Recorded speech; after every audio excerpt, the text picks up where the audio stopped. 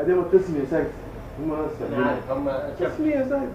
الشريعة ما قال الشريعة يعني هم يقولوا قاعدة، هذا مو قاعدة حتى حزب حزب مع حزب. ايوه.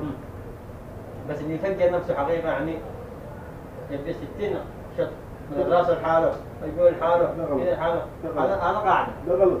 ويحرق بعدين. ده غلط. بعدين إذا قاعدة يقول إنه ده غلط. ده أكبر غلط في شارع الإسلام. والله غلط. هي بلاد أغنياء. لا والله. خيانة. يا أخي ناس زيت ذات. لا والله. لا لا. أنا قلت أدي أمي فين كيف في عندكم في السودان زي كذا؟